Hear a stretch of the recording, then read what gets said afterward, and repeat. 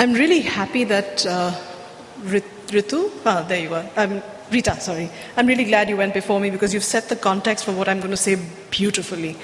I'm actually going to talk about so this morning, for those of you who weren't in the room, I presented some of the mHealth work that we're doing in Bihar as BBC Media Action. BBC Media Action is the international NGO arm of the BBC, and we use the media and communications for development. Our work in Bihar, or our mobile work in Bihar, is based on a business model that we spent the first part of this project building. The business model means that we work with 6 of the leading mobile network operators in the country. We work with Airtel, Vodafone, Reliance, Idea, Tata, and BSNL. And between them, we cover 90% of the market pretty much anywhere in the country. Now, what does it take to build a business model, and what does that business model entail? So what are the components of it? We have a standard agreement with all of them that says that we have a standard tariff across all 6 mobile network operators. They charge us a standard 50 paise per minute for all of our services. Now remember that we're talking about value-added services. We're talking about VAS services, the standard tariff of which in India is 6 rupees a minute. So the mobile network industry has actually given us a 90% subsidy on those call rates. The second part of the call tariff business model is a revenue share. And for those of you who are familiar with the way the mobile network industry works, there are 3 critical partners or 3 critical players in that entire environment. There's the mobile network operator, there's the content provider, and there's the aggregator who sits in between. Now, I'm not a technology person and I'm not from the industry, so I have a very layperson understanding of this. But essentially what the mobile network operator does is that they share part of the revenue that's generated from those calls made to the services that we've launched back with the aggregator and the content provider. Over the long run of 5 years, what that means is that the services are sustainable. They start generating their own revenue and they start looking after the costs of running the services themselves. It takes away the need eventually for external funding. The next component of the business model is a common short code. 57711 is our common short code across all 6 mobile network operators in Bihar. Let me give you a perspective on what that means. For those of you who are familiar with Kaun Banega Crorepati, our equivalent of Who Wants to Be a Millionaire, at the end of the show, you'll get a series of mobile short codes. If you're an Idea subscriber, dial X. If you're a Vodafone subscriber, dial Y. In Bihar, if you're accessing any of our mobile services, you dial 57711. It doesn't matter whether you're an Airtel, Vodafone, Idea, etc. Now, managing to get 6 competitors, essentially, to agree to a single set of tariffs, revenue shares, short codes, working with the same partner, how does it work? How do you get there? What does it take? It's not simple, it's not easy. It takes a lot of hard work, and we're lucky to have somebody on our team who led this from the front, really. But what it took really, and I think this sounds very simple when I'm going to say it, but it really takes a better understanding of all the partners in the game. What does that better understanding mean?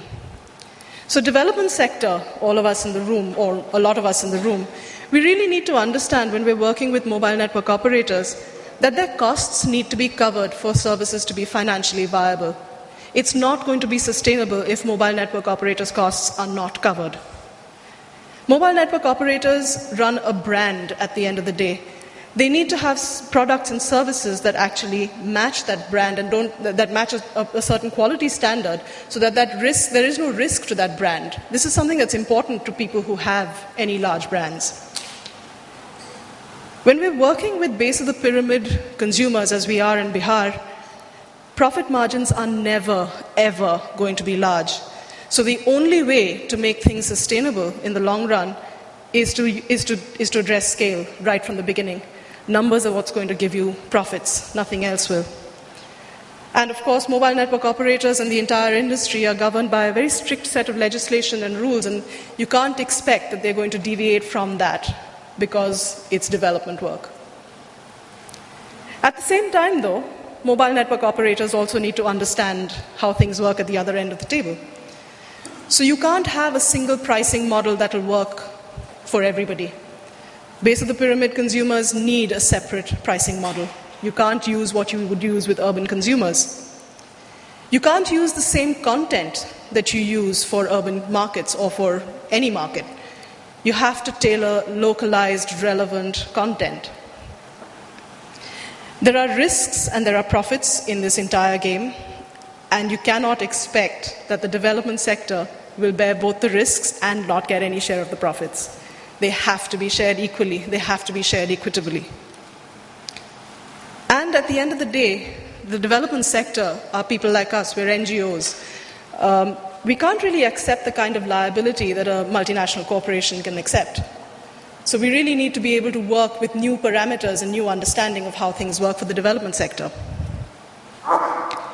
There are two other players in this entire system. There's funders, donors, people who provide seed money for a lot of these innovations.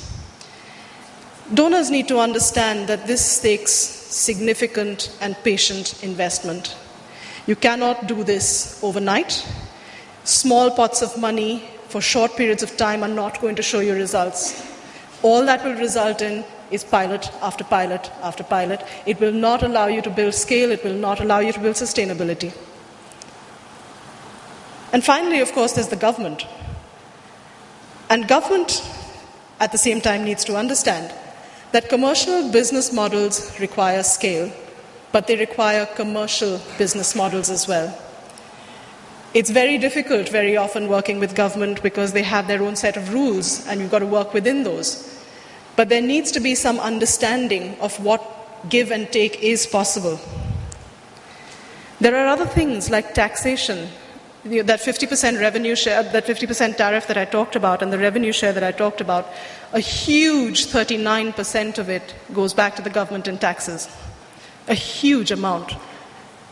For base of the pyramid services, the government does need to think about what it's taking back in terms of taxation and how does that actually feed into what is making sustainable. And finally, customers must be protected first and foremost. The people who are using the services must be protected. But we must also understand that each customer or each section of our customers is different. So when you're talking about an illiterate woman in rural Bihar, there is absolutely no way that she is going to be able to press 6 different buttons in sequence to be able to verify that she wants to subscribe to a VAS service. She's not going to be able to send in a postcard. And these are, for those of you who are familiar with it, these are a lot of the TRI regulations around subscribing to VAS services. So we really need to understand each other. We need to understand each other's possibilities and each other's limitations in order to build something that will work and that will work in the long run. Thank you.